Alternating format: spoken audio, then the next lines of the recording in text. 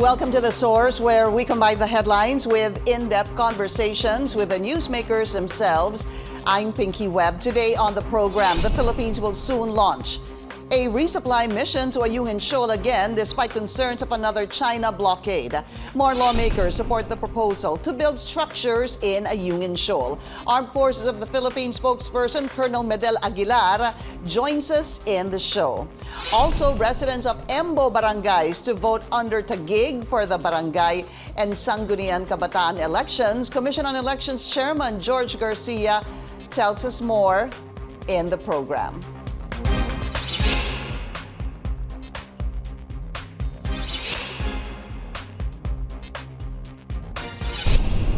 The Commission on Elections declares the 10 EMBO barangays previously under the jurisdiction of Makati now considered part of Taguig for the barangay and Sangguniang Kabataan elections this coming October. During the transition period, poll workers will reallocate the forms and supplies for the 10 barangays. Let's go straight to the source of the story of Comelec Chairperson George Garcia. Chairman, welcome to the source. Maraming salamat po sa inyong oras. Good morning, Ma'am Pinky. Good morning po sa lahat ng televiewers natin, sa mga kababayan po natin. Magandang umaga po. Sir, let's just update muna tayo sa paglipat ng 10 EMBO barangays to Taguig. What's the latest there, sir? Of course, we issued a resolution based po sa decision ng Supreme Court, and we likewise found out na ito pala ay may certificate na ng finality yung mismong decision.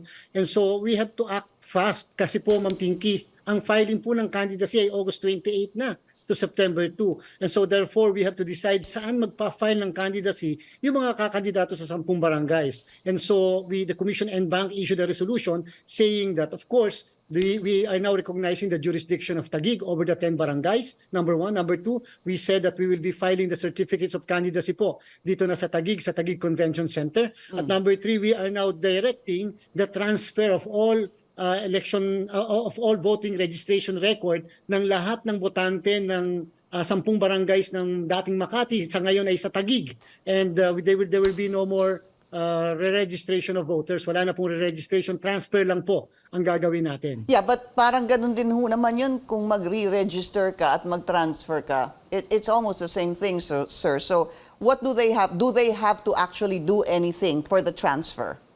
Or is that automatic? Wala na po, okay. Automatic na po, transfer na po sila as registered voters, as voters now of Taguig City. Opo, so wala na po silang kailangan pala gawin. All right, so there's nothing to do for them, for the voters, ano po. However, pag-usapan po natin yung tatakbo sa barangay and SK elections. You said that the filing of certificates of candidacy will begin on August 28. They have to go ngayon dito po sa Taguig Convention Center, Chairman? Yes, ma'am. So again, we would like to announce po sa lahat ng mga tatakbo, SK man o barangay candidates, that you will be filing your certificates of candidacy. Yung 10 barangays na yan ng EMBOs, magpapile na po kayo ng candidacy nyo sa Taguig Convention Center po. Do you foresee any problems or challenges, Chairman?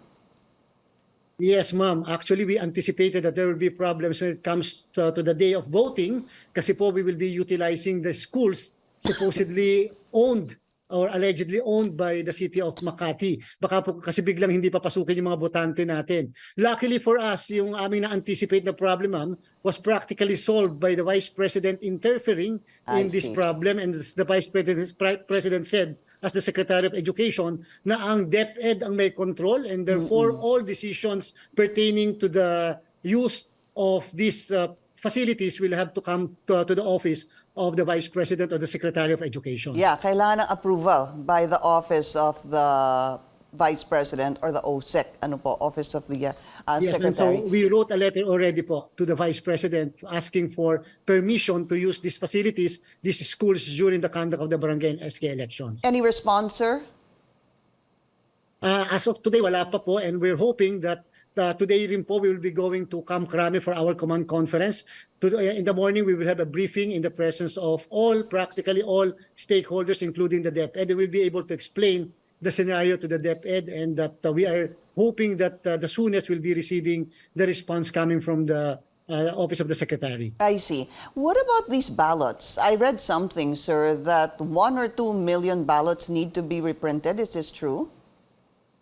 Yes, ma'am, we are actually in the process of reprinting 1.8 million ballots. The reason is because yung pong mga na-print namin before, remember po, we were supposed to conduct the election on December 5, 2022. And so yung na-print po namin kasi na balota for Baliwag, Bulacan, Calaca, Batangas, and Carmona, mga municipalities pa po ang naka-reflect doon. So we will have to reflect the present reality that now they are now cities. So dapat po City of Baliwag, City of Calaca, and City of Carmona. At the same time, we printed originally the ballots for Maguindanao, whole of Maguindanao. Ngayon po, after the plebiscite, meron na pong dalawang Maguindanao, Maguindanao South and Maguindanao North.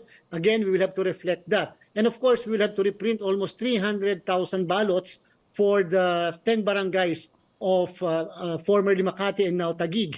260 po niyan, 1,000 ay para sa regular voters at almost 42,000 naman para sa mga SK.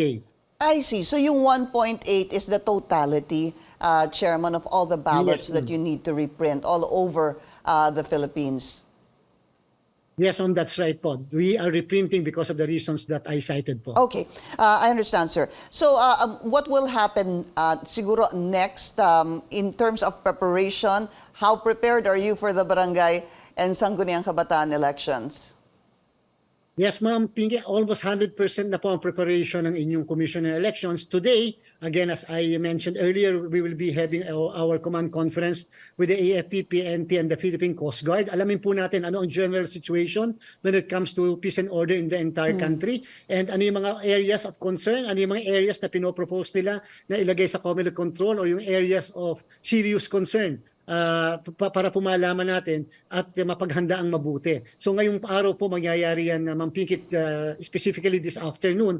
And then by first week to second week of September, we'll be training our electoral board members who will be serving our precincts by October 30. At the same time, meron din po tayong ite-train ng mga miyembro ng Philippine National Police in the event or in any eventuality that there will be no electoral board members that will be serving in one particular area or one particular municipality or city. Got it, sir. Alam naman po natin during elections, di ho ba, you have control over the police during the elections? Control over, ma'am, would you kindly Supervision. repeat that po? Control Sa police po, Yes, ma'am. di ba? Yes, okay, we that's have why. control. Yeah, that's why you were saying also there needs to be some sort of training for the PNP aside from the members of the election board. Again, as mentioned by Chairman, maybe to those who may have missed it, the filing of the certificate of candidacy begins on August 28. Until kailan po ito, Yes, ma'am. Chairman? And so, hanggang September 2, ma'am po, August 28 to September 2, and everybody should understand, lalo na po yung mga magpa-file ng candidacies. Once they file their certificates of candidacy, they are already considered candidates, and therefore, it's still prohibited for them to campaign. Campaigning will have to start by October 19 to October 28. And so it's prohibited for them to campaign from the date of the filing of their candidacy up to October 18. Kaya po lahat ng mga tarpaulin, campaign materials, may nakalagay na vote for or wala, yung mga nakalagay sa social media, yung mga posts, they will have to remove, otherwise we will disqualify them or we will file premature campaigning cases against all of them. Chairman, kahit wala pong vote for, kahit na andun lang po Yes, yung ma'am. pangalan, Alam po- George Garcia, ganon.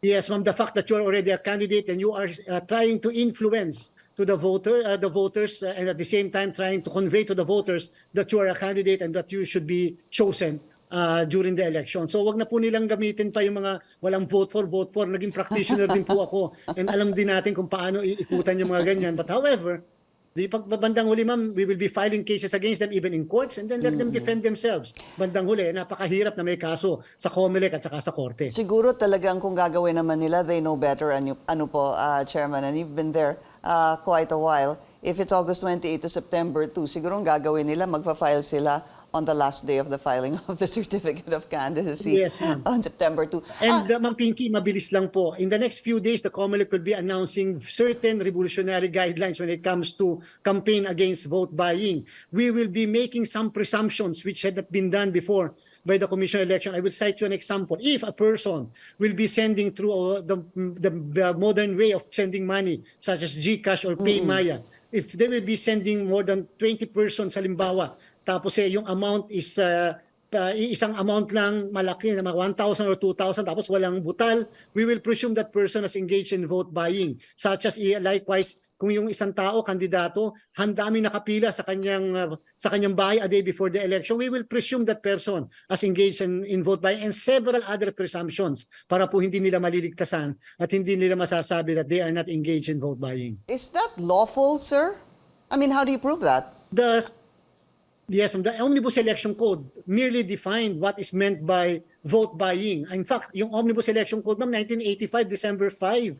And so, hindi naman niya sinabi kung ano-ano yung mga acts which will refer and pertains to the vote. so-called vote buying. And so, the Comelec can supplement such lacking in the provision of our law. Pwede namin gawin po yan. We can always promulgate implementing rules and regulation implementing Section 261 of the Omnibus Election Code. Hindi ginawa before, gagawin namin ngayon, then everybody can question our action in our courts of law. But in the meantime, we will implement. If you can still remember, before in 2015, pinatupad nila yung money ban. Bawal mag-withdraw ng 500,000 sa mga bangko. Hindi namin gagawin yon. It will disrupt the economic activities in our country. However, we will interfere as far as the distribution of money more than 500,000. We're gonna have to talk about that more, sir. Yung sinasabi niyong pamimigay o pag-transfer ng halos 1,000 piso to 20 people. But we need to take a very short break. This is The Source on CNN Philippines. Please stay tuned.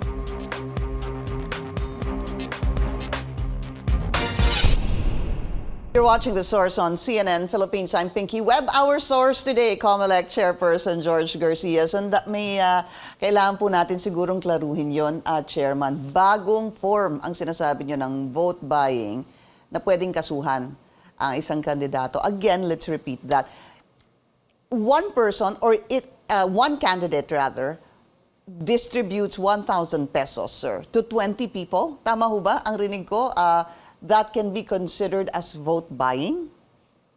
Yes, ma'am. It may be a little off tangent, but what we are saying is these people will just say, we are just sending to our relatives or what. But you are sending in the same barangay, within the same barangay, and you are sending 2,000 pesos each. Then you have not sent before. And then therefore, you should be presumed as involved in vote buying, especially if the sending happens during the campaign period. Sa amin, ma'am, papailan namin siya ng kaso, ibibigay sa amin yung listahan ng mga nagpapadalang ganyan, and let them prove in our courts of justice whether or not they are really guilty or not of vote buying. We have to do that, ma'am. Otherwise, the Comelec will become so inutil that mangyayari po yun, ma'am. Pagpapadala sila, i-breakdown nila ng ganon. Pag ang iba pa nga dyan, alam natin, sabi natin, dapat eksakto, walang butal. Lalagyan ng butal ngayon para lang sabihin, hindi sila engaged sa vote buying. But just the same, regardless, that will be a presumption. It is a presumption which is disputable. But I need to be clear on this. Is there a minimum amount that you're looking at, sir? Or you're talking about the pattern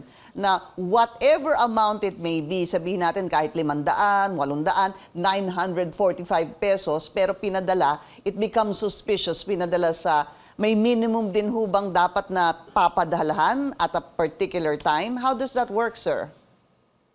Yes, ma'am. Yung amount, wala tayong pinag-uusapan na amount. Sabi nga natin, pwedeng 500 yan, pwedeng 800 yan. But yung pattern, at the same time, yung similarity of the persons who are sending, at the same time, yung first time lang siya nag-send. So meaning yung circumstances of the transfer of funds, yun yung titingnan namin, ma'am. Hindi na yung amount lang, because if kung amount lang ang pag-uusapan, ma'am, pwede magpadala ng 300 tapos sa susunod papadala yung 700 para kumpletong 1,000 pesos. Ang makikita mo lang yung 300, hindi mo makikita yung 700 pesos halimbawa. So it should be the pattern, it should be the manner by which the amount was sent to these individuals. And sabi nga namin, ma'am, and in fact po, I will be very honest, there are certain government agencies that does not want that. Simply because sabi nila, hindi naman niyang kasama sa tinatawag nating predicate offenses under the Anti-Money Laundering Act. But the Comelec will have to do that. These are the modern way by which they can send money. Hindi na po uso yung binibigay, yung pinapaharap-harapan. Kinukuya na po yung paraan ngayon. And since the 1985 law does not cover this new or modern way of sending money, then the Comelec under the Constitution can always promulgate guidelines or rules to cover what is lacking in our law. Have you promulgated this, sir? No, ma'am, we will be discussing it by tomorrow. It's the first time in your program that I am saying this so that the people will be very aware and will be at least babantayan nila yung ilalabas naming guidelines. So there needs to be more discussion on the fine print of this, because from what I'm understanding is if a candidate passes on money and it's basically suspicious, dun po siyang pwedeng ma-charge. Here's the next question, sir. How will you know? Kailangan ho bang number one, may magsumbong. Number two, paano kung gusto ko lang talagang i-disqualify itong isang kandidato, kaya kunwari ako ang magsusumbong? How do you know if it's... Evidence-based pa rin, ma'am. Yes, ma'am. Evidence-based pa rin po, Ma'am Pinky, ang ating pong approach. Meaning there should be testimonies or there should be documentary evidence as the case may be. Kaya po kami nakikipag-usap halimbawa sa Anti-Money Laundering Council. Maybe they can compel this ito po mga companies na to na nagpapadala to submit to the Commission election yung mga transaction. Ang hinihingi lang naman po namin, Ma'am Pinky, yung 10 days of the campaign period and of the election day. Hindi ka naman mamimili ng napakaaga. Hindi ka naman mamimili pagka-file mo ng candidacy. Mamimili ka too near the election. Yun po yung pinaka-crucial lang sa atin. We are not trying to interfere or intervene in the process of sending money. These are legitimate transactions. However, nagpapadala at 1 day or 2 days before the election to so many number of people, then these are just presumptions. Which presumptions can be set aside if the evidence will prove that we are wrong and we are wrong on our presumption. Siguro ang issue dyan, no, Chairman, would be, I mean, offhand, I would think data privacy, number one, tsaka obviously, pribado yung transaction dapat sa bangko or whether it be online. Tama po kayo. Wallet. Tama po kayo, Ma'am Pinky. Kaya baka mahirap, there's sir. no data privacy. Yes, ma'am. There is no data privacy if you are committing a crime. So yung data privacy presupposes that you are not in the commission of a crime. But if you are committing the crime, then you cannot set up any other defense or you cannot hide behind the provision of a law. Yeah, but that is still, sir, hindi naman po sa kinokontra ko kayo, but that's still under suspicion. Kumbaga, candidate A is under suspicion of vote buying, hence, let's go away with the bank secrecy law or data privacy issues para lang maibigay yon. I'm just thinking of siguro what are the possibilities, sir, since this is the first time you also mentioned it. And I'm sure you, together with the other commissioners, will have to discuss this siguro more thoroughly. But you are correct, ma'am. You are correct. Tama po kayo sa point yung ma'am yan. And these are certain considerations, especially that we are now bordering on something which might be considered as unconstitutional or illegal, but we are saying that this is legal and this is allowed under our Constitution. At kayo po ay abogado. I'm sure you know better than me. Quickly, sir, yung kay Arnie Teves, ano hong mangyayari doon sa 3rd District? Ano po? Yes, ma'am. Naghihintay po kami ng iham or letter mula sa House of Representatives na para sabihin na number one, vacant yung position in view of the removal from office of the said congressman. And number two, yung pong pagpapatawag sa amin ng special election. Look at what happened po sa case ni Secretary Boying Rimulya. If you can remember, nag-declare ng vacancy po ang House of Representatives. At the same time, nagpatawag po sila ng special election. But look also at what happened dun sa Valenzuela kay Secretary Rex Gatchalian. When he was appointed as DSWD Secretary, we received a letter from the House of Representatives saying na vacant ang position in view of the appointment, pero wala po silang call for a special election. That's why until today, wala pong election at naginawa at special election na nangyari dyan po sa Valenzuela. May caretaker lang po na tinalaga ang House of Representatives. At the end of the day, it's really the call of the House. Either they will say, kailan magkaroon ng special elections o hindi. Yes, it's the House. It's the call of the House. Wow, okay. The prerogative of the House of Representatives. Because I remember you were saying, Chairman, that indeed if they ask for special elections, parang ang sabi niyo pwedeng isabay ito sa barangay and SK elections. But we still need to discuss that, but we need to take a short break. This is The Source on CNN Philippines. Please stay tuned.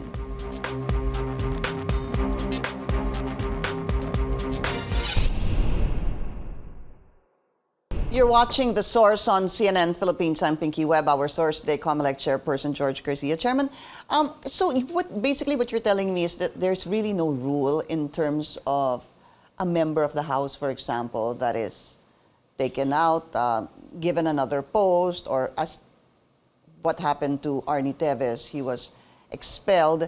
There's no hard and fast rule there. Are you really saying it's up to Congress to say there should be an election, somebody should replace this guy or not? Yes, ma'am. Actually, our action will already be based on tradition, yung practice natin in the past, but there is no really hard and fast rule. I So see. in case of vacancy lang, there will be a special election if Congress so desires. Simply because we need the consent or the directive from Congress. Kasi ma'am, yung budget po para sa isang special election ay kinukuha sa budget po ng Commission on Elections. At I see. mukha pong hindi nakakayanin yung pong nabanggit nyo kanina before we took a break, yung baka po pwedeng maisabay sa barangay and SK elections. Before po, yes. Pero at this point na several weeks na lang po, election na, hindi na po natin kayang isabay. The most po is after the barangay and SK elections. I see. So hindi na po kaya ngayon. I think you made that statement about a week, few days or day after he was expelled from the house. Yes, ma'am. Before po, yung nagkausap tayo na kakayanin pa. In fact, I appeared before the House Committee on Ethics at yung po yung naging sabi ko sa kanila na at that point, kaya pa siguro mga 2 to 3 months. But if kung ganitong period na po, Hindi na kaya. natin kakayanin. Opo. Yes, ma'am. And Kung ako po yung tatanungin, I think mga first quarter for next year ang kakayanin namin. first quarter of next year, if at all, sir. Yes, ma'am. Pero yes, ma'am. magkano ho ang more or less, how much does Comelec need to have a special election, sir?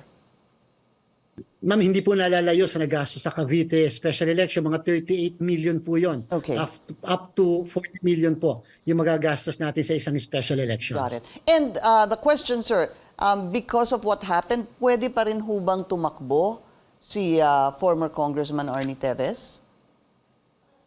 Naku, yan ang hindi ko muna masasagot sa iyo. May kasagutan ako, ma'am. Pero exactly to your point, the problem is I cannot answer you that po because, ma'am, baka po kasi makarating sa amin yung case and baka ma-inhibit ako doon sa magiging sagot ko sa iyo. It is premature at sir. this point. Pero hindi ba palagi Yes, ma'am. naman sagot dyan yung hindi pa naman siya perpetually, wala pang korte na nagsasabi that he is perpetually disqualified. Hindi ho ba yun ang sagot? Yun ang sinagot ko, ma'am, sa ating mga okay. kapatid sa media. Sabi ko po, wala pang perpetual disqualification to hold public office which can come from a court of justice. Pero ito po, walang... kaya lang po, di po ba? So isang issue dyan, tinanggal ng mismong House of Representatives, tapos itatakbo muli doon sa posisyon ng House of Representatives. So medyo, yan po isang napakagandang legal issue, napakagandang katanungan mula sa inyo po. Why? Has that not ever happened before, sir? First Wala time po kasi tayong expelled nagkaganyan, no? ma'am, na merong natanggal via ganito po Expulsion. ang pangyayari and then nagkaroon ng special elections. That's Tumakbo yung natanggal. That's true, no? This is the first time. Historic nga po ito. But Yes, then again, ma'am. I always think about the fact that always, if you are not perpetually disqualified as ordered by a court of law, any RTC, CA, or SC, you're always free to run. That's my understanding, sir. So quickly, one last one last issue wanted to discuss, sir. Yung budget niyo po for 2024, Yes, ma'am. bumaba ho ba to 27 billion? Number one, I think you were asking for about 43, and then it seems Yes, ma'am. like they're only allocating 27 billion. That's the first question. And second, I'll do a follow-up, sir. What is this budget for in 2024, sir? Yes, ma'am. It was reduced tremendously. Number one, it should be for preparatory for the national and local elections of the midterm election of 2025. Hindi pa po kasama yung barangay and SK elections ng December of 2025 because the Supreme Court decision came only after we submitted the proposed budget to our DBM. Number two po, kasama po dyan yung din na building sana ng Commission on Elections at yung regular agency budget of some 5.2 million pesos. But just the same, we are so thankful we are given 27.2 billion pesos. Sufficient na po muna yun, ma'am. Makapagsimula lang po kami, makapag-procure lang kami ng mga bagong machines because we already set aside the 98,000 machines that we have. So we have to start the procurement process and ang importante po, meron po muna kami. And so we are so thankful for that. How many machines do you need to procure, sir? We need to procure 128,000 machines because we are anticipating more or less. We are projecting 71 million voters by 2025 today, we almost have 68 million. And by 2025, we are anticipating almost a 3 million increase, so 71 million. So we need 128,000 machines for the 128,000 polling precincts. Got it, sir. Of course, we're talking about the 2025 midterm elections at pinaghahandaan yun, syempre, even before the year of 2025. That is obviously 2024. So some of that budget will actually go to that. Comelec Chairman George Garcia, sir, maraming salamat po sa inyong oras. Thank you very much, Ma'am Pinky. Thank you. Napabuhay po kayo. And we were supposed to interview Armed Forces spokesperson Colonel Medel Aguilar on the resupply mission, but he was not available at the moment. Thank you for joining us here on The Source. I'm Pinky Webb. You're watching CNN Philippines.